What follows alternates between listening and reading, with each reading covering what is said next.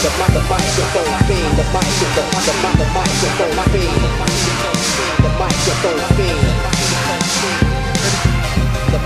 Everything's working properly.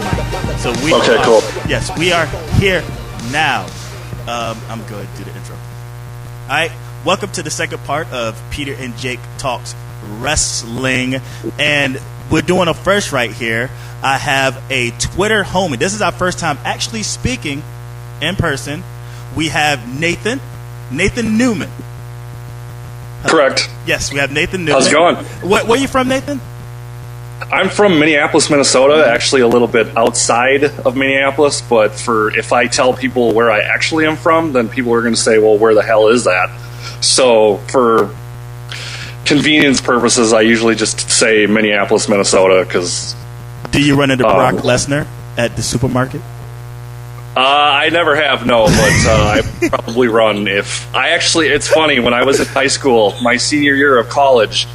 they did the SmackDown Your Vote campaign for seniors, and I was able to Brock Lesnar and John Bradshaw Layfield did the presentation, and I was actually able to go up and shake their hands and all that, and then the hall monitor who worked there at the time knew me. We're neighbors, so he was able to hook me up with their autographs and stuff, so I still have those. But Brock actually lives in Minnesota, right? He lives in Minnesota. He lives in... I can't remember where he lives, but yeah, he and Sable live... Or he and his wife live somewhere in Minnesota.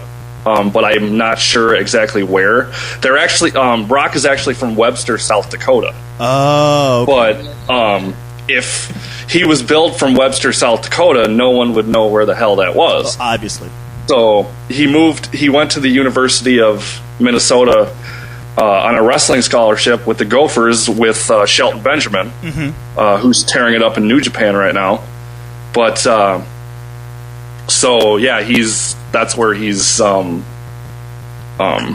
billed from, because like I said, if he's billed from Webster, South Dakota, no one's going to know where the fuck that is. I have this idea that Brock Lesnar is actually in Minnesota. He actually lives on top of a mountain, and he has a moat around his castle. See, that wouldn't surprise me at all. And I feel like I have this image of like Jabba the Hutt and Princess Leia, like her dressed up in like a sort of slave like princess outfit, and then she's in chains, and he's just sitting on his throne.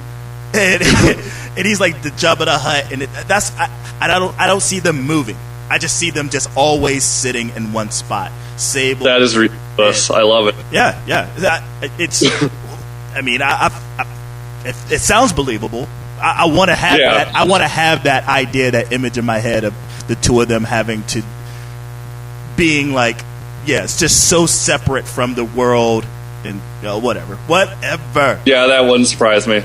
So, man, since I got you on the horn and stuff, let's go ahead and talk some wrestling. What do you want to start? Like, you did get to watch Wrestle Kingdom.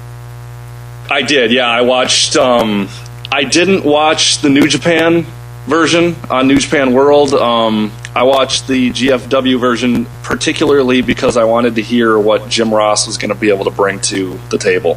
And with his commentary, do you have a past? I mean, do you tell us about your knowledge of New Japan if you actually date back before Wrestle Kingdom? My introduction to New Japan was actually for last. In fact, the show is, where is the show? No, that's not it. I have the show somewhere. It's Ring of Honor, New Japan Pro Wrestling. They did War of the Worlds, which was last May. Okay. So they had a bunch of, I've got the show right here. It was, the main event was AJ Styles, Unbreakable Michael Elgin, and Kazuchika Okada in a triple threat match. Then Adam Cole faced Jushin Thunder Liger. Hiroshi Tanahashi faced Michael Bennett. And then the Young Bucks faced Red Dragon, which was probably the match of the year. I'm not a huge Young Bucks fan. I don't get their appeal.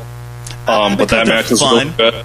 Because they're fun. I think when it boils down to it, those guys are like extremely fun, and it looks like they're out there. They are, but at the same time, it's like they're way too over the top for me. And the fact that they do the super kick every 5 seconds really irritates me, and it's like that move means nothing. It's, in my opinion, anymore. I guess the idea of I feel like they're their own little cartoon. I appreciate the cartooniness of them. Now, you can take them seriously as in ring performers because they are really, really good. But what they have versus what everyone else doesn't have is this over the top charisma, and we don't get too many without like bad bookings. Like, it's one thing to get a bad booking of like a cartoony figure, like what they're trying to do with Roman Reigns right now. But like that's their stick, like just being over the top and just being kind of like sort of slapstick. And I guess their interview with Colt Cabana really opened up what they were more all about. Did you get to listen to that or no? The last time I listened to Colt Cabana's show was the CM Punk, the first interview he did, and I really didn't care for it, and I'm not a huge fan of Colt Cabana. No. I met the guy once. I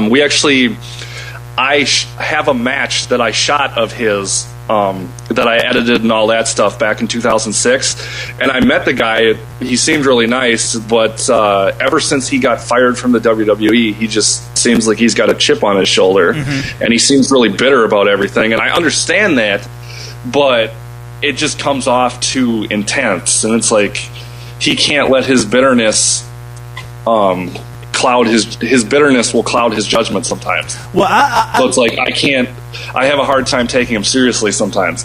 I have this notion that it's something about him and CM Punk, and we'll get back into talk about Wrestle Kingdom, but I have this thing about him where he has this really down to earth demeanor, and this is the presentation that he's like the people's wrestler, very much like Punk, but like I think that's somewhat of a facade to the fact that he takes himself extremely seriously, like a little. Yeah, he does. Yeah, a little too seriously, and it can come off to a wrestling fan if you get to meet him. It could come, you see that, and it comes off as very, what's the word? He's no different than Hulk Hogan. Standoffish? Yeah, standoff. That's the word. Because he actually, they did this thing called WrestleCon. Was it WrestleCon? Yep. In Greensboro, in Winston-Salem, just recently. It was like Wrestle something, Wrestle Fest, Wrestle something. And it was WrestleCon. I know exactly what it is because it was. Actually, it might have either been WrestleCon or National Pro Wrestling Day. I know he does both of them. It was something like that, but it was in Winston-Salem. I went, and he passed by me, and I think the friend that I was with, I was talking about the CM Punk podcast. I just was talking about it, and we were standing outside. Yeah. We were waiting for tickets, and he walks by. And I go, oh, man, I was just talking about your podcast right then. And he kind of looked over at me like I was like, yeah, okay. Yeah, all right. And I was just like, oh, I guess. I wasn't expecting him to, like, stop and be like, oh, man, what's up, dude? But, like, Justice, I just felt like he just sort of turned his nose up. And I was just like, oh, my God, like, this guy. But... enough about that. But I was just bringing up the fact that like the Young Bucks have a interview on the Colt Cabana podcast that they got to really talk about who they were and what they went through and why they are the way they are now. And it's one thing to like Red Dragon because I love Red Dragon. I mean, they're fan. Oh, and see, like the thing with the Young Bucks is usually when I end up liking one of their matches, it's not because of them, it's because of who they're facing. And like that Red Dragon Young Bucks match that I mentioned was really good, but I'm basing that solely on the fact that I think the Young Bucks, or not the Young Bucks, Red Dragon are probably the greatest tag team in tag team wrestling right now. Right the now, Young Bucks are good. I can't deny them their place in tag team wrestling, but they're just not my cup of tea. Yeah, because they don't cater to see. When I've been watching wrestling since I was 3 years old. Mm-hmm. My kind of match is a match that's on the ground, very technical based, and they're not that. And sometimes the psychology isn't there because I'm a big proponent of proper in-ring psychology. Is this Young Bucks or Red Dragon? What's that? Are you speaking of Red Dragon, or are you speaking of... No, I'm speaking of the Young Bucks. Okay. They just don't, because they'll do a bunch of moves and a bunch of flips for no reason. Mm-hmm. And that's my main gripe with them.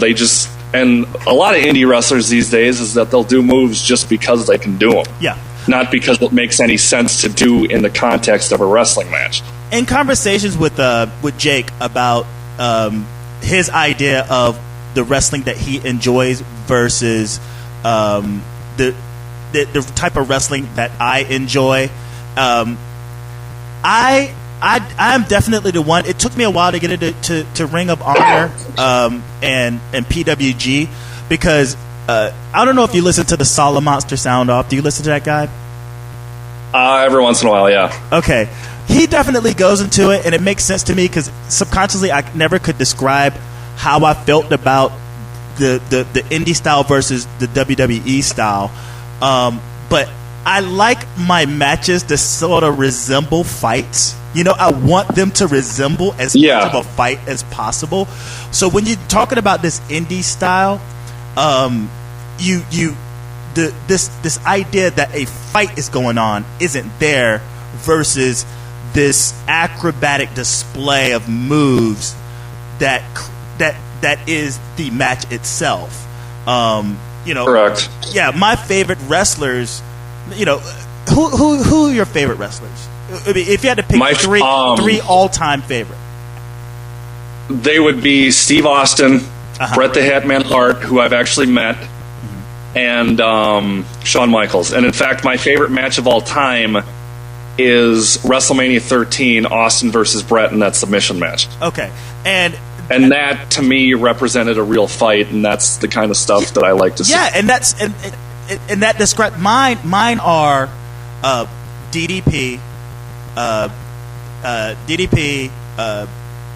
Goldust, Dustin Rhodes, and Booker T. I like those are my three favorite, and like a match that comes off the top of my head for DDP is like, did you see that Last Man Standing match that him and Savage had at Halloween Havoc '97? Because that's another one of those matches that it was a Last Man Standing match, so those matches are like real fights. And the one that stands out to me is the one Goldberg Halloween Havoc. That match is probably Goldberg's best match. Yeah, and hands down. And you know, I heard the interview. He actually did a shoot on DDP did a shoot on that match, and he's telling you move by move, like the psychology of what's going on, because there's like this thing going on between the two of them, and he's like, dude, I'm not just gonna just let you squash me like this. Let's build some excitement here. Like, let's do this, let's do that. And that part where he's about to spear him through the fucking turnbuckle, and he moves. Yeah, like that was an actual shoot. Like he wasn't going to take it, but he said, "No, you're not going to kill me. You're not going to do this." And, and the revert, like his shoulder was actually fucked up, and he was trying to do that suplex, the power slam suplex. That was actually a shoot. Like that was actually going on, and DDP just out of his experience and infinite wisdom was to turn it into a diamond cutter. Like that wasn't at all scheduled to be, but it just ended up working properly because DDP is a fucking professional in the ring, and his work, just like the other two I say, Booker T and Dustin Rhodes, those guys are in there. They got flair, but it's like I really look like I'm watching a fight when I watch their matches. Even today with Goldust, and even though I'm so twisted on what's the word on you? I'm so conflicted in what they're doing with Goldust and Stardust right now. But nevertheless, anytime I cannot. I love Goldust. I can't stand Stardust. I love Stardust. But how about this?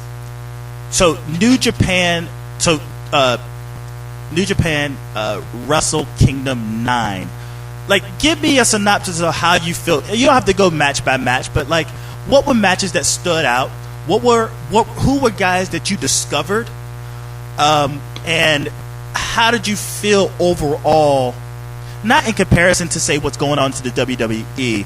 I would like your take on where you think New Japan holds its place within the wrestling world and how far from the WWE you think it actually is. Well, as far as how far from WWE New Japan Pro Wrestling actually is, I think they're on the same level. But the thing is that they're in two different markets. So that's the thing is that people don't see. Most people, depending on who you talk to, one person will say WWE is the biggest wrestling company in the world. Another person will say, well, New Japan Pro Wrestling is the biggest company in the world. So it's all on someone's perspective about who they see as the biggest company, based on where it's coming from. But if I had to pick one, I'd say WWE, only because I'm not exposed to New Japan Pro Wrestling like I am WWE. Like, if I want to watch something on the network right now, I could go on my computer and turn something on and watch anything I want. Whereas New Japan Pro Wrestling, yeah, they have the New Japan World stuff, but I don't know a lick of Japanese and I can't navigate their page. So most of the stuff I see on there is just Daily Motion stuff. But as far as like mainstream appeal, I would have to say WWE has the edge because of English commentary and stuff like that. Well, no. I guess my question was, how far do you think? Because what's great about New Japan is that it's becoming a prominent option within the wrestling world. Very much so, like, say, what Lucha Underground is doing. The difference between Lucha Underground and, say, what New Japan is doing is that Lucha Underground is at a limited source. It's not an actual promotion as much as it is a television show. And being on El Rey is very limited. I'm only watching it on YouTube. I don't have El Rey. I think they're leaps and bounds. Sorry, not leaps and bounds, but they're like there's definitely, what's the word I want to use? There's distance between what they're doing, how they can grow, where they are right now, say, versus, say, what New Japan is doing. And they're being proactive. They're giving people another option, thanks to, Global Force and Jeff Jarrett. They're giving us options. Now, again, I feel that WWE is definitely another galaxy away in terms of access and influence. But my question is, what do you...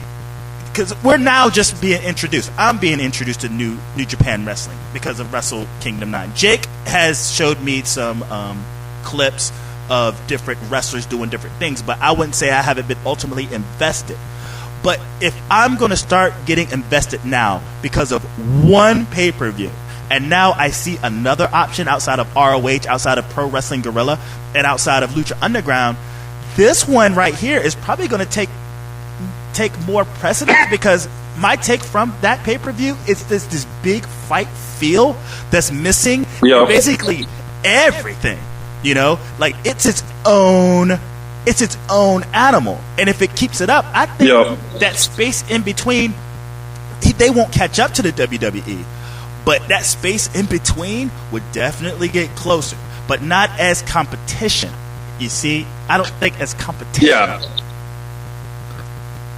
Yep. See, and right now they're 1A and 1B for me. Yeah. It's but you can't really. If I were to make a strict comparison to the two, I can't, because they're, like I said, they're in two different markets. But I'm like, people that watch New Japan watch it because they're probably sick of WWE. But like, if you look at, venture to say so. I mean, most people, if they're sick of WWE or whatever the mainstream company is doing, they'll venture to other things. That's why I first started watching New Japan, just to have something different. But I can definitely see, like, everyone is sick of John Cena in the WWE. Well, if you go over to the New Japan Pro Wrestling, all their fans are sick of Hiroshi Tanahashi, because he, for all intents and purposes, is their version of John Cena. So let me ask you this. He doesn't quite. So that match between him and Okada, that was the ending. Was something that, say, the Japanese wrestling mark wasn't really too happy about. Not necessarily. I mean, I'm fine with it. I didn't like the way they booked the ending, meaning I didn't like what Tanahashi said. I mean, it made sense to me, but Okada crying at the end wasn't necessary. I just thought it was weird and gave me an uneasy feeling, and I just wasn't a fan of it. I mean, I get it, because it was probably the biggest match of his career, and he lost. But it was just, it came off as, oh, this guy's a whiner now, so we're not supposed to like him. How about this? How about it meant so much to him to compete in that match and to lose? Just it's about dimensions and character, and this is something that I think that's lacking in a lot of the top stars in the WWE. Dimensions to their character. That moment when Ryback came out and he gave that promo, he did that shoot on himself about why he's wrestling.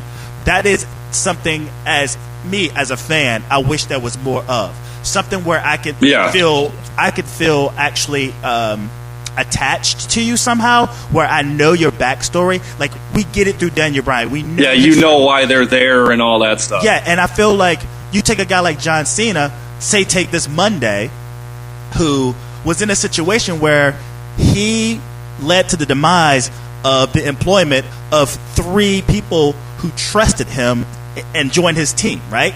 Now, he comes out Monday, and it's like he's all jumping for joy and all swinging his arms and his, and it's like, wait a minute, man.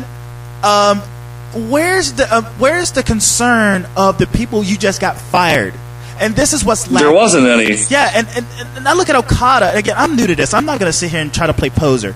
I try to take it as much as I can, and then, I listen to other podcasts and their take and this, that, and the other. And, the stuff that I heard all came to this one conclusion.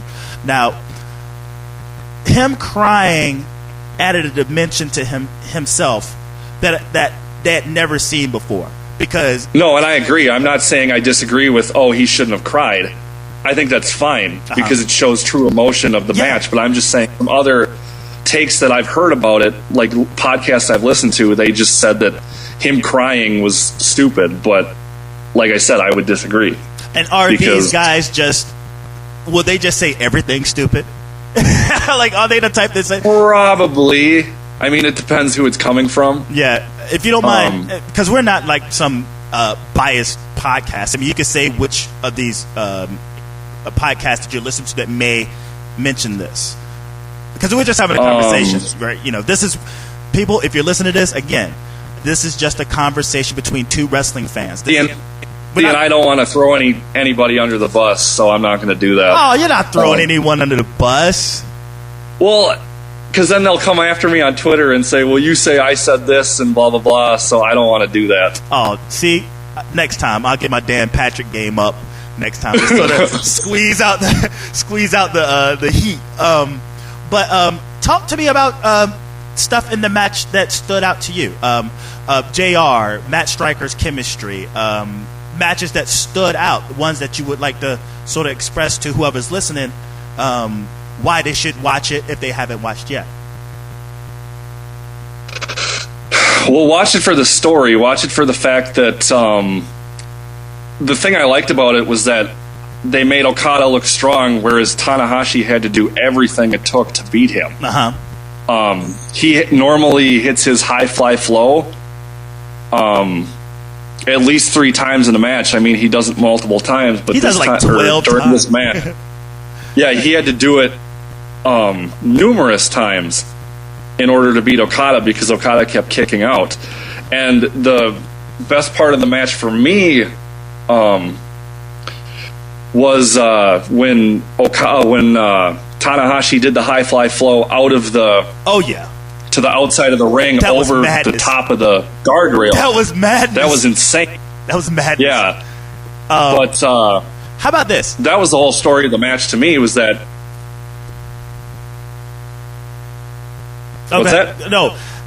And this is what you said, you didn't agree with what he said it in. So I had to check up. I guess I was listening to somebody and they were like, you are still miles away from being the man or something like that. It's something to that correlation. Yeah.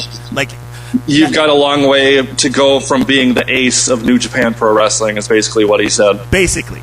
But do you think it was something that he said to tell himself? Because if it took him that much just ground and pound and doing almost any and everything to put this guy on his back for the 1, 2, 3, maybe he's telling himself, because he's thinking actually he is closer than he thinks.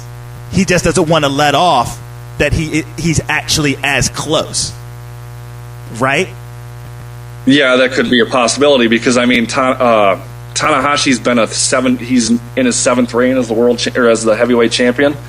Okada's been a 3-time former IWGP heavyweight champion, so he's been there before. And he's beat Tanahashi for it. I'm not sure on that. I'm not sure who he beat for it. I don't have Twitter in front of me, and I can't. Unfortunately, I can't exit the call. That's fine. Look it up. We're gonna be doing this more often. This is actually pretty cool. We're gonna be doing this more often because I think it's one thing to talk to Jake. It's cool to have someone else's perspective on things. Now, any other matches within Wrestle Kingdom 9 that stood out to you? Something you want to talk about? Well, first of all, the structure of the show. I've heard a lot of people saying that the structure was weird, where they don't. Normally, with American promotions, they start out with a hot match and then you lead into it. It kind of builds, but to the main event, and then prior to the main event, you have what's called a kill match. Or a bathroom break match, as we commonly know it, the Divas matches. That was a Jeff Jarrett match. New Japan doesn't do that. They start with their less... What was that? That was a Jeff Jarrett match. The bathroom break was a Jeff Jarrett match. Well, they start with their... they start with their lesser matches and then build up to it. But to me, the co-main event was probably the best match. Kota Ibushi versus Shinsuke Nakamura for the IWGP Intercontinental Championship. Okay, was that the guy? That was the guy who what Jim Ross was describing as a mixture of Freddie Mercury and Michael Jackson. That match? Correct. Yes, Correct. That is one of the greatest matches I've ever seen in my fucking life. The chemistry between somebody I those follow two? on Twitter. Somebody I follow on Twitter said it was her favorite match of all time. Yeah, and that's saying something. I wouldn't go that far, but it's definitely in my top 10. I'd never seen anything like that, though. Like, it's going to be match of the year, bar none. There's nothing that's going to touch it this year. And it's like, until say when Kevin Owens finally has his match with Generico. Now those are going to be the two front runners once it finally happens. Not saying I think that are they scheduling their actual match. Generico, what's his NXT name? Sami Zayn. Yeah, Sami Zayn. Are they scheduling that match for NXT Takeover 3? Is that what they're going for? That would be my guess, but it hasn't officially been announced yet. Okay. Is Sami Zayn back in NXT yet? Yeah, he came back this last Wednesday. But he had been gone for a while. With Adrian. Yeah, he took some time off after winning the title, and then he came back and then had a rematch for the title versus Adrian Neville, and he beat him. Right. So now Adrian Neville is likely to probably get a main roster call-up, and who knows what they're going to do with him. I've heard some rumors yes. the I'm not a huge fan of. But it'll be interesting to see what they do with Sami Zayn from here on out. Now that Adrian Neville is apparently going to be out of the picture. Yeah, and I've heard rumors about this. I guess the key term is like this Mighty Mouse role. Like, you know, yeah. And like, I guess everyone's jumping to the conclusion that he's going to be coming out in a red cape and yellow tights and shit, and like they're going to focus on his ears and how odd he looks and the fact that he's little. And I'm like, they don't need to do that, but like we don't. Yeah. And at the same time, we don't need another Daniel Bryan floating around, you know, on the main roster. And Vince and Kevin Dunn's visions of all the guys coming up to the main roster isn't so fucking cheery, to say the least. Well, that's because they're all the size of Daniel Bryan.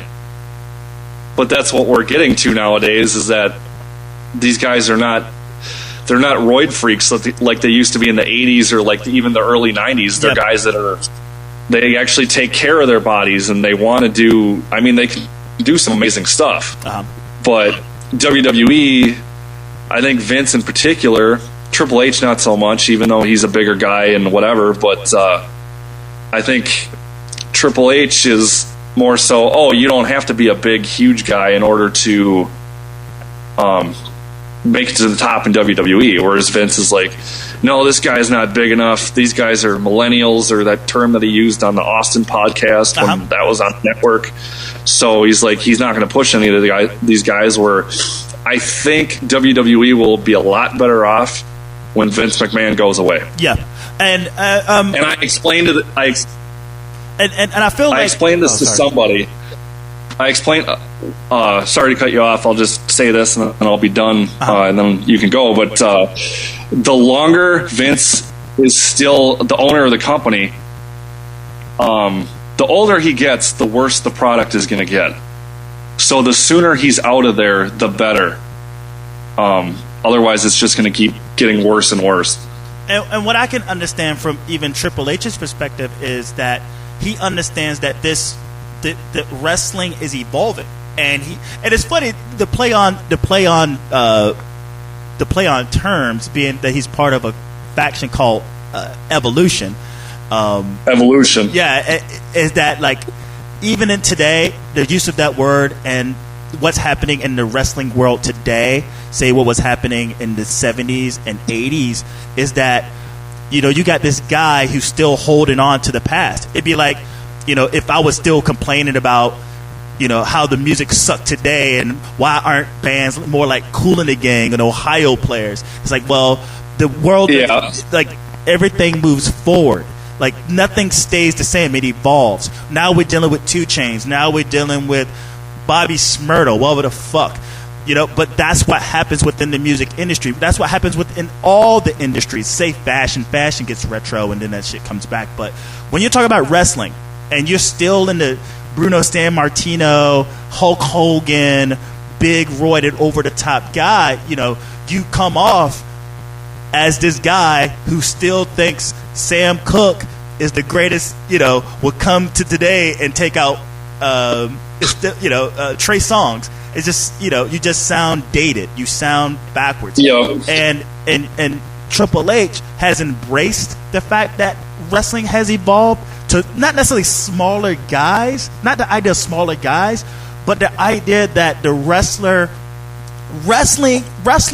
will continue to wrestle, and that if you have to take what's in front of you versus trying to still find what worked for you years ago, you know, you find yourself with nothing. It's like trying to find your true love. You'll never really find your true love. You'll stay single forever if you're out there trying to find the perfect one, you know? And that's the same with wrestling. If you don't move forward, you're just going to find yourself without a roster. Exactly. And Triple H understands that, and that's what he's developing with NXT. But it seems that all the people coming up from NXT are getting shat on. I mean, from Adam Rose to Bo Dallas, to, you know, the only one that has a rocket ship strapped to him is Seth Rollins, and he's an ROH. Okay, and can I want to ask you something? Do you think I've heard a couple of people asked this question: do you think Vince is doing this on purpose? I think he's doing it to make the NXT talent look inferior to the WWE talent. I think in itself, I think what's the word I want to use? Okay, the medium is the roster. The real conflict is between Triple H and Vince McMahon. Now, I guess I want to say this correctly. I feel like the relationship between Triple H and Vince McMahon and how the rosters and everything is being played out is an actual real life shoot on the relationship between Vince and Triple H. The handling of a Cesaro, who is a Triple H fine. The handling of Roman Reigns, which is a Triple H fine. The handling of Bo Dallas, or that their lack thereof. Adam Rose. The Ascension right now, right? I think there's some backstage heat between the two of them. But because you have contracts and things written in ink and in blood, it's not so much that Triple H can do outside, because it's not his business. He does what he can to help. I think Vince sees that the people that he has found, regardless of their size or background, he just sees those guys coming up. He still has to make it known that he's still the man. That's it. Him and Kevin Dunn. Yep. And Kevin Dunn is his yes man going, yeah, that's a great idea, boss. Boss, yeah, that's a great idea. Let's fucking take Adam Rose and let's turn him into this idiot that we can never take seriously. Yeah, boss, let's do that. Let's do that. There's no one around saying, hey, man, fuck that. That's stupid. This guy has fucking fanship down in NXT. Let's try to capitalize. Oh, yeah, the Ascension. Let's have him talk shit about Demolition, the Road Warriors, and the Towers of Pain. Have them come out and spit a promo on how they suck and how they rule. Like, no, bad idea. What are you doing? Well, yeah, because now you're with the Ascension thing. It's like they're never going to be anything. Well, first of all, I never saw their appeal in NXT because all they would do is same stuff, and nothing they do impresses me. Their finisher is a poor man's total elimination from John Cronus and Perry Saturn. And have you noticed that they changed it up last Monday? Yeah, I did. And I think they might have gotten to the point where people were telling them that. But it's still, I can't take them seriously, and now they look like goofballs on the main roster with face paint and everything else. Plus, have you ever seen the show? Have you ever seen the show on CBS, The Big Bang Theory? I know of it, but I don't watch network television outside of wrestling. That's it. Their intro for their Titantron is the intro to that TV show. It's the exact same one? Almost. If you go on YouTube and search the Big Bang Theory CBS intro, and then go. I mean, they have shots of some of the characters on that show. Still there? See, that's what happens when you trying to get your technical shit up. We have issues like that. Let me. I'm gonna take a break. I'll be right back with Nathan. That's me. My fucking internet decides to reboot itself. So, once this shit hops back up, I'm gonna get Nathan back on the show.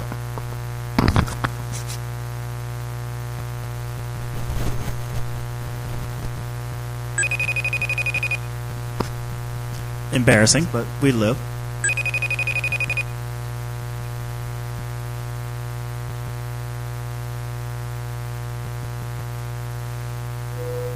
Hey, bro. Yeah. Sorry about that. My internet decided to reboot on me. Yeah, that's fine. Yeah. But we're back. So you were saying the Big Bang Theory and Ascension. But the Big Bang Theory intro and the Titantron video that the Ascension have are pretty much identical. Oh, like, wow. I didn't believe it. Like, someone posted a picture of their Titantron and them coming out on YouTube. I thought it was edited, but there's no way it is. So it's really funny like, I wouldn't have noticed it unless someone pointed it out to me on Twitter or whatever. So, but it's like they can't. The problem with some of these call-ups to me, especially with the Ascension being they were the last or the most recent ones, I wish Vince could just take guys as is from NXT without having to redo any of their stuff. Just take them as is, because that's what they've been used to doing, and then make them or have them incorporate that on the main roster. Oh, do you hear me still? Wait. Yeah. Okay. I don't know whether it's my internet or what, but it's just breaking up a little bit. So reiterate what you just said. Say again what you just said. I just wish Vince would take these guys as is and not have to repackage them. Like, just take them as is. Don't paint their faces. Don't give them ridiculous shoulder pads. Just take them like they are, and then with the gimmick that they've been given that they're used to doing, instead of calling them up, repackaging them, and then making them do something that they're not comfortable with doing. Yeah. Because that's why these guys are flopping on the main roster. Yeah. And like, even with Adam Rose, when he transitioned from Leo Kruger to Adam Rose, granted he was Leo Kruger on NXT forever, and then they did the Adam Rose thing for like a month and a half, and then called him up. I don't think he was used to doing it yet. So it's like they change guys' gimmicks, and then they say, "Oh, that works," and then they just call them up, and they don't have the guys themselves don't have experience doing the gimmick for a long period of time. Yeah, it is a shame, because we're fucking with people's livelihoods now. You know. Outside of the world of wrestling, we're talking about people and at their jobs. It's almost like, do you watch NFL? Every once in a while, yeah. Okay, let's just talk about like the idea of the spread option quarterback that's all coming out of college right now, and putting these guys in situations that emphasizes their strong points, and catering to it, putting them in the best position to succeed.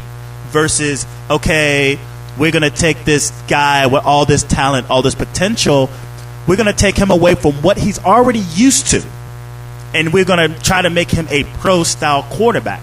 That's not what... Exactly. It just sounds like, well, you're slash and burning and trying to grow new crop, which, well, if you're talking about someone's livelihood, they don't have a lot of time to relearn things. We just want to get to work and be put in the best position to succeed as possible. Yeah, and that's exactly it. And these guys in NXT that are getting called up are having to relearn things almost entirely over again. And then they become because bust. They're giving, and they become bust. And like, it's not their fucking fault. It's where they're being positioned. Yep, exactly. Look, your Johnny Manziels, your Colin Kaepernicks, your EJ Manuels, all these guys, your RG3s. It's like they all have the same storyline going on. That where they're having to they're being repackaged, and if they're not successful in what they're being repackaged to, they're held accountable. But no, they're not held accountable. They didn't draft themselves. They were born with an ability to put the ball in someone's hands the way that they know how. We reach a certain age and we hit a learning curve, and it's not like within a certain amount of years we learn, and then after that there's no breaking that. And when you're dealing with wrestlers and they're down in developmental, that's what they're doing. They're developing. So when they come up to the main roster, they're basically developing again, and it just seems like they're working backwards. It's like it's very counterproductive to what development is supposed to be. Yeah, man, and it's sad. It's fucking sad. Let's move on. Let's move on to Daniel Bryan and the Royal Rumble. The return of Daniel Bryan and how that's going to alter the roster, the universe, own up to the Royal Rumble. Does he win it now? Does he go to WrestleMania and win the belt again? Like, what is your take on Daniel Bryan back into the formula, back into the swing of things, and how it may affect the WWE? How you just feel about it? Like, what's your take? I talked to a couple of my guys on the podcast that I do, but I basically said, and I've told a couple people this, that if Daniel Bryan's back now, if they still go, and a couple of podcasts I've heard say the same thing. Four Corners Radio has said the same thing. You can follow them at 4C Radio. Yes, but what's yours too? What's your podcast too? Plug your podcast. You should have talked about it. Mine is, you can follow us at Eyes on the Ring. We're part of the Elite Podcast Network, which can be Podcast Net. And then we have a website, eyesonthering.blogspot.com. And if you're on Stitcher, or if you have the Stitcher app on your phone, you can search us, Elite Podcast Network, and it's Eyes on the Ring, it's the Uncle Mike and Tom Show, it's Indie Power Rankings, it's Weekly Wrestling Podcast, Wrestling Heads Radio. So there's like 6 different, and then Beyond the 3 Count is the 6th one, I think. Okay, when we're done with this, email me all of those links, and I will put that in it would be in the description box on my SoundCloud page. So if you're listening and you're interested in checking out either the podcast or the websites, you can find all that information on the SoundCloud page. So finish what you were saying about Daniel Bryan's back in the picture now. If they still go with Roman Reigns to win the Royal Rumble, it's going to go over like a fart in church. Mm-hmm. They will do exactly what they did when Batista won the Rumble, and they will shit all over it. And it's in the Royal Rumble this year is in Philadelphia. They might not want to do something like that in a town like that where they're capable of rioting. Yeah. So, like that is an actual. You could be in Chicago and they could have something. If Punk loses, we riot. No, like these motherfuckers would tear the place to smithereens. Like, that's all. Yeah, that's so hilarious. They will tear that town up. It's like if someone brought a sign that said, if Roman Reigns wins the Rumble, we riot, that's not just a sign you should take lightly. They're dead serious. They're dead fucking because serious. They will. Yeah. Yep. We have another Nexus. There's another Nexus situation going on. Like when they debuted, and they just tore the place. Yeah. That's what we would have. Except with the fans who are going nuts. Oh man, because they didn't get what they want. I wonder if the police department in Philadelphia is actually like in tune to something to that nature there. Like just some. I would hope so. Some insider Mark who's just like, dude, hey guys, you might want to. They might screw us over at the Royal Rumble. You might want to be there just in case some shit pop off. Yep. Because I would take. At this point, I would take any winner of the Royal Rumble. I would take Ziggler. I would take Daniel Bryan. I would take somebody else, Seth Rollins, if they want to go that way. If Roman Reigns wins the Rumble, it's a huge mistake because A, he's not ready. Give it a year, see how it goes, but he's not ready right now. I know he's a cousin of The Rock because if you're Samoan, that's basically related. Your lineage. But take some time with it. I wouldn't mind it. I wouldn't mind the gradual push, but I don't like being force-fed stuff, especially with a guy that doesn't do anything for me. The guy is early on in his career. He's already approaching the 5 moves of doom status. Well, no, that John Cena's.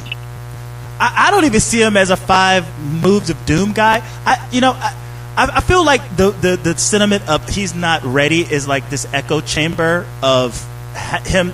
Like everyone's saying that. They're not saying anything else about him but the fact that he's not ready. I go, well, I mean, he's ready enough. It's just how do we go about it? And his 5 moves of doom isn't as much 5 moves of doom. That would actually be giving him a compliment. I think he's just a hot tag guy. You know, like his whole and that's about it. Yeah, he's a hot tag, and he gets his hot tag moves over, and then eventually wins. But they're not making him into a what's the word I want to use? They're not making him into a monster face. They're actually trying to make him as dimensional enough, just like from the CM Punk podcast, where it's like, okay, you're going to beat these guys, but you have to make him look strong. It really, that's what they're doing. Like the Big Show, okay, so the Big Show is whooping his ass, but then he gets speared and has a fucking, he drops the thing on his head, and he's laying flat like an idiot, even though he basically made Roman Reigns his bitch the entire feud that's been going on right now. So he has these moments where he looks like really strong, but he's been a bitch the entire time. And I just go like, these guys need to make up in their mind what direction they want to go in with him, and then go with it. So is Roman Reigns not ready, or is Kevin Dunn and Vince McMahon not? What's the word? They're not competent enough to know what to do with the guy. Even if Roman Reigns is ready, they're making it look like he's not by pushing him too fast. Yeah, I definitely see where you're coming from, and I maybe could accept this push if they were to wait, like let's say WrestleMania 32, to put him in the main event. But right now, the guy's only been in the business for a little over 2 years. Just give it some time. The guy's young enough to where he's not going to go anywhere. But you know what this discussion is, though? You know what this is, though? This is probably part of the whole the idea of the internet internet wrestling fan, and dirt sheets and podcasts and conversations and insiders. Before, it was just a handful of people that was just in that sort of realm. Now it's like millions upon millions of people that are knowledgeable about what's happening behind the scenes in wrestling. And the idea that, okay, so Batista's already established, but he came back, we got mad because they were spoon feeding us this. This is a new worker. And we are getting all this behind the scenes things, that and the other, and we're being actually spoon fed for the first time that someone is actually going to be the man, and we're all having a conversation about it. Cena didn't have the, I won't say the luxury. He wasn't put in a position. Let's just say that the internet wrestling and Twitter and YouTube and Stitcher and Podbean, if these things were just as relevant and accessible, say when John Cena was getting his big push, it would be the same thing. We get it now because he's already established. This guy isn't established yet, and we already have this knowledge that he's going to be the one, and now there's this backlash.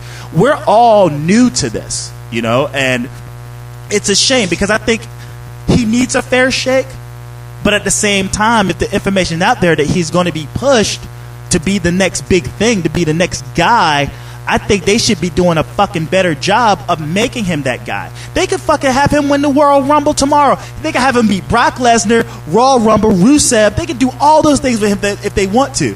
But if they just did it right, I don't think any of us would have a problem.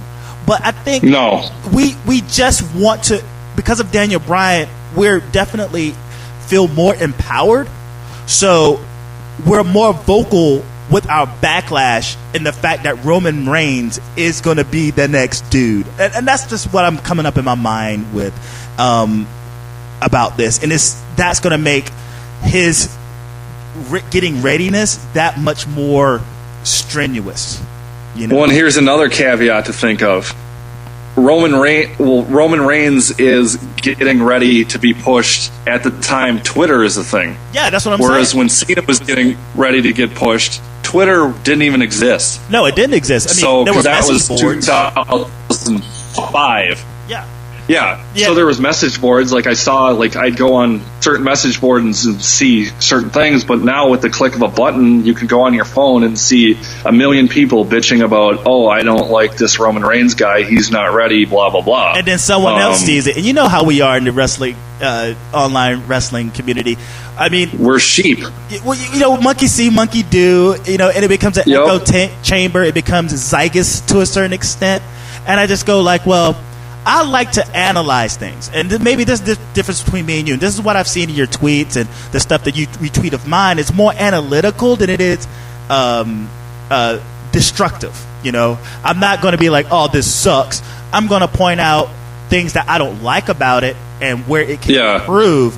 Where most people are just like, this stinks, this sucks," and they don't have the mental aptitude to really break down, say what more than someone else is bitching and moaning about. You know? Yeah, see, and like I try to be really analytical with my tweets too, but like if I see something and it sucks, I'm the kind of person where if I like something, I'll tell you I like it. If something I think sucks, I'll tell you exactly how I feel. Yeah, but I try to be a little bit more analytical, and now that I'm doing a podcast, I kind of have to be. Yeah. But at the same time, it's like I'm still a fan. I still am going to fall into my old trap of, oh, I like this, I don't like this. But and at least I want to enjoy it. At least if I'm able to explain, or at least I'm able to explain why. Because some people can't do that. Who do you see winning the Rumble, bro? Daniel Bryan. If it's not him, it'll be Dolph Ziggler. How do they get those fuckers back on the television? How do they reverse the firing? They got 1 week to do it. How do they do it? What do you mean? Well, they're still fired. Storyline, they're still fired. Well, Daniel Bryan's not, but Ziggler given that, well, I know that, but given the lazy storytelling we're accustomed to now, they could easily. I mean, this is something I could see them doing if they don't reinstate them by Raw on Monday or SmackDown on Thursday. They could easily have those guys sneak into the Royal Rumble and eliminate somebody, and then something could go from there. I don't know. I'm just throwing stuff out there, but knowing how short-sighted WWE is at times, they could easily just say, fuck it, let's just do this. Now you talk about Philadelphia really losing their shit. It is, you know, pay-per-views are supposed to be closers, right? You payoffs. It's all about the payoff. Not necessarily anymore with the network, but yeah, I get what you're saying. But just in general, you never want to see a count out. You never want to see a DQ. You want to see some sort of payoff in the end. And I never want to see a stairs match as long as I live ever again. The ultimate payoff event in the WWE events and anything is the Royal Rumble. You do not. Correct. You do not. What they call it? Bullshit finish a Royal Rumble. You just don't do it. If Dolph Ziggler or Ryback comes in and they come in and win, you know, just in general, they come in and win, and then all of a sudden it's the technicality of them actually being in the Rumble. You know, like if Ziggler wins and he hasn't really officially been reinstated, I think people be happy that he won, but they're like, oh shit, this is a shit finish, man. Yeah, I could see that. That would be the first. And I don't shit know finish. where they would go. Yeah, I don't know where they would go about it. Well, last year was a shit finish with Batista winning. It sucked finish. I'm talking about a shit finish. Okay, I see what you're saying. So I myself don't know. I mean, I couldn't even tell you who I would think would win. I would only hope that if you want to use the Rumble to build someone up, and you want to make another monster, like someone who's another valid badass, like believable option, then I would either hand it to Ryback or Cesaro. to use that as a means to build them up. To be Cesaro winning would be great. He's probably my favorite guy in the company right now, but I just don't see them doing that. No, not at all. But Ryback would be good too because it would rebuild him. But again, I just don't see it. So, but who's to know with this thing? I'm trying to get my posse together of T.O. Polk. Shout out to T.O. Polk. Arthur NC. Shout out to Arthur. Jake. And we're going to do I guess we need a fifth person if you're down to just sort of do like a rumble drawing, and we all get 4 numbers of. Yeah, I'm cool with that. All right, cool. I know you probably got like a billion other ones, but if you don't mind being the 5th person, that would be. No, that's cool with me. All right, cool. Next week we're gonna do our predictions, and then we're going to do the drawing. I'm not sure how we would keep you up to date with that. I don't know how. I guess we'll have to somehow figure out how to make it work. Or we draw for you, and we'll tell you what number you are, or what have you. That works too. Whatever you guys want to do to make it work. Okay, sounds groovy. Is it? It's one more other thing I want to talk, because I guess we're an hour in. Is the Jerry the King Lawler not on the Raw commentary anymore, and he's replaced with Booker T. Well, he's on SmackDown now. Oh, so he's on Jerry the King Lawler? Yeah, they moved him to SmackDown. That's a punishment. He doesn't know shit about. I know. He knows shit about that product. Well, he doesn't know anything about anything. He could care less because he's 1,000 years old and he just doesn't care, and he'll never go away. But I was having this conversation with Jake about the idea of the calling of the matches today versus the calling of the matches back in the day. With, you say, Gorilla Monsoon, Vince McMahon, Jerry the King Lawler, what's his name? JBL. No, not JBL. I'm talking about back in the day. Oh, okay. God, why am I drawing a blank? Jesse Ventura. And the fact former governor of Minnesota. Yeah, man. And the fact that they didn't have anyone in their ear versus the guys today, and they got so many hashtags to push. They got the app to push. They got the fucking network to push. So they're being fed lines on a regular basis. They're told to bury. They're told not to talk about the match. You take guys like Vince Scully, who calls the Dodgers. You take all these guys who are these older sports commentators, and they get better as they get older. Why does it seem different with wrestling, in the fact that the older you get, the worse you get? You see what I'm saying? Like, I just find it hard to believe that the digression that Jerry the King Lawler's digression, so to speak, is just so prevalent, where I feel like he should be, if not the best, very much so, like these older sports announcers. Dick Vitale is probably as close as Jerry the King Lawler you can get. But you see what I'm saying, though? Like, they get better with age. Yeah. Do you think he's digressing, or do you think it's a matter of Dunn and Vince in his ear that making him worse? Or the fact I think Lawler is digressing? Yeah, or his apathy in the product today. I just think he's to the point where he doesn't care because the product is so bad, and the only reason he's doing it now is for a paycheck. Yeah, keep getting them checks, club. I can sympathize kind of with Michael Cole. I mean, he's not a great commentator, but I saw a video that got leaked on YouTube of somebody telling, it was basically a shot of Michael Cole, and he was being instructed on what to say and whatever, and they give him so many lines to feed. It's like, or to say, it's like, you got to plug the app, you got to plug the network, you got to plug Twitter, you got to plug Facebook, you got to plug Tout when it was around. So he's got so much stuff to plug that it's like, I understand why he Sonic. doesn't call matches. You got to plug Mountain Dew. Yeah, and another thing, there was, when Sonic was a sponsor of WWE, they showed Jerry Lawler eating a Sonic sandwich or one of their burgers or whatever. He shouldn't eat that crap in his condition because he's already had a heart attack once. Yeah, but he still wrestles. That's the crazy part. The last match that, the christening match, or, it was a house show that it was Jerry the King Lawler versus Kevin Owens, man. Like, he's still active, but I see what you're saying. Like, the irony of this dude's heart condition and him stuffing his face with Mountain Dew and Sonic. Yeah. It's just a bad look.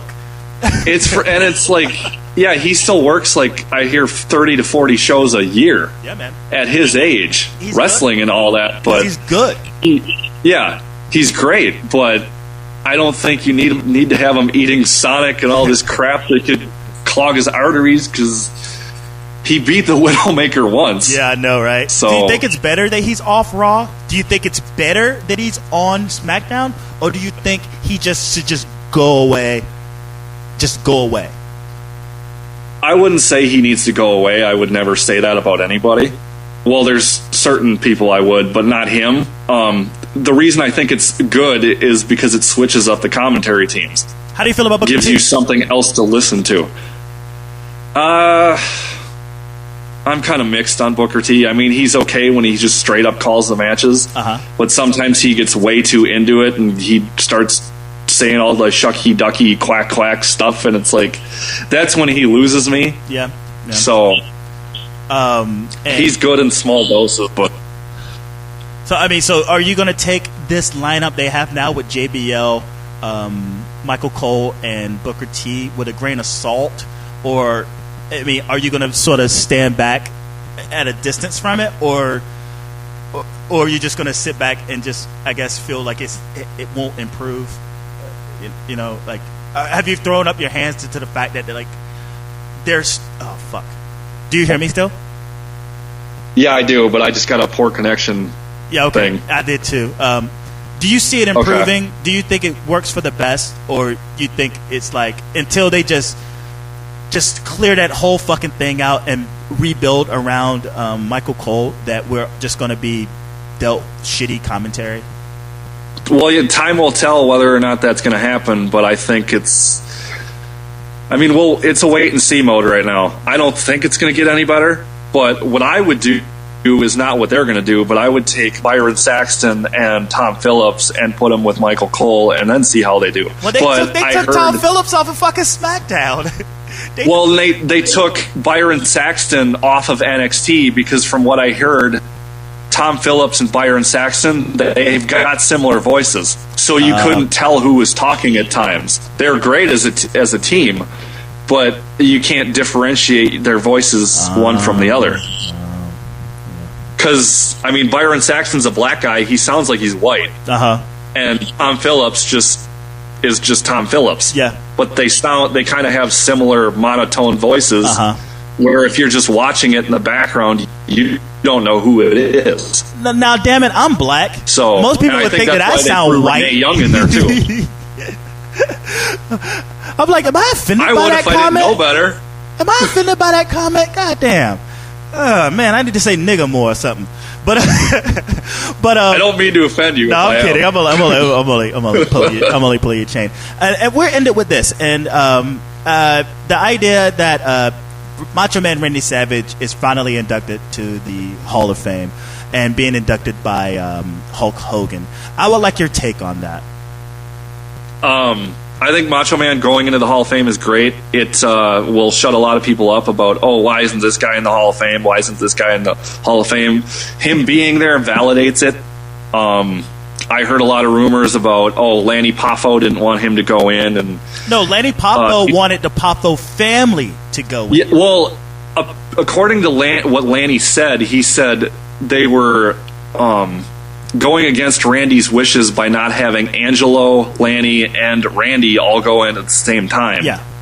And then Lanny eventually gave in and just said, that's fine, you can induct him by himself because he deserves it. Yeah. Because I don't think in all likelihood that he would want his brother who passed away to not get that honor because it's a great honor. And have him hold him back. Yeah, and I think it's great that he's finally going to go in. He's done his time. He had a great career. It's great that he's getting inducted. I don't know. The Hogan thing to me makes sense, but there are other options I would go with before Hogan. But I mean, it is what it is, and it'll be great. The reason I think he didn't get inducted last year was because Warrior. Well, this is Jesus. This is all my fault. You back? Yeah. Yeah, this is all my fault, man. Like, when it reset, it actually lowered. So, like, we'll wrap this up as soon as possible to avoid these stoppages. And then next time, I'll make sure everything is Trump tight the next time we talk. I do apologize, Nathan. I do apologize. That's not a big deal. Do you think they bring in Elizabeth at some point? You think they bring in Elizabeth? They probably should, but she's not here anymore either. Yeah. So I just feel like you can't have one without the other.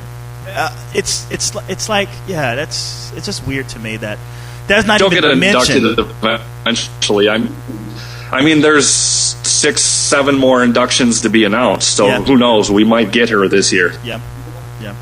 So what was there anything else? We think we covered all the bases for now. I think we did. I mean, we pretty much covered everything WWE for now, and New Japan, and unless you want to talk any TNA, which I usually don't because I don't watch their show. Oh no! So I think we're good for now. We got what, an hour and 12 ticking going in. Hey, if you're up for it, man, let's get up once every 2 weeks and like just have our own little Peter and Nathan, or unless you want Nathan first, Nathan and Peter. No, that's fine. Wrestling. It's your thing. So. I would also like to join into a conversation you have on one of your mini podcasts at some point. I like this relationship, man. I think this is pretty cool. Sounds good. This is pretty cool. Yep. Definitely. If you want to throw your plugs in again, whatever he's about to plug is going to be on the SoundCloud description page. So if you're interested in checking out his stuff, make sure you read the description box and all of his stuff there. So what else are you involved in, Nathan? So and also you can plug your Twitter and what other social media means you have. Okay, well, you can follow me at Headliner5. That's the number 5. And then I write for a blog called eyesonthering.blogspot.com. You can go to that, and then there's like 5 or 6 other writers, but I do the ROH, Ring of Honor reviews. Follow Eyes on the Ring at Eyes on the Ring. Follow Elite Podcast Network, which is our network of shows that we're bunched in with a bunch of people, and it's Wrestling Heads, the Uncle Mike and Tom Show, Weekly Wrestling Podcast, Indie Power Rankings, Beyond the 3 Count. So there's that. Check us out at blogtalkradio.com/Elite Podcast Network. And then if you have the Stitcher app, you can also do search Elite Podcast Network, and it'll hook you up with all our shows that we do. And then there was one more. Facebook.com/Eyes on the Ring. Go there, give us a like. Tell us what you think about the show, what we can improve, what you like, what you don't like, all that good stuff. So that about does it for me, though. That's definitely more than enough. I just got my little Ella Japanese, and I got my little podcast here. I mean, that's about as much time as I have without having to fucking cut myself into many pieces, and hopefully they regenerate into other Peters running around doing different jobs. But yeah, man, like make sure you. I guess when we jump off the air, I'll shoot you. I'll email you. I will text you. DM. Yeah. Okay. I would text you my email address and just email all of those things to me, and I will put that definitely on the description box. And yeah, all right, sounds good. Have like a little pseudo network going on here, man. And sounds good. Let's go ahead and wrap things up with this. Thank you so much, Nathan, for joining me in this experience. This whoever's listening to this right now is also hearing this type of shit for the first time between the two of us. Thank you for listening. And again, anything you'd like to say before you go? No, I think I'm good. Just have fun with wrestling. That's what it's there for. If you don't like it, find something else to watch, or just don't watch it at all. Because if you sit and complain about wrestling, I mean, we just did that for about an hour and a half. But we didn't complain. I know, but I'm just saying. But if you don't like the product, find something else, or just stop watching in general because you're wasting your time. You're wasting your fucking time. And on that, exactly. And on that note, we're going to end this podcast here. Thank you so much for listening. Peace.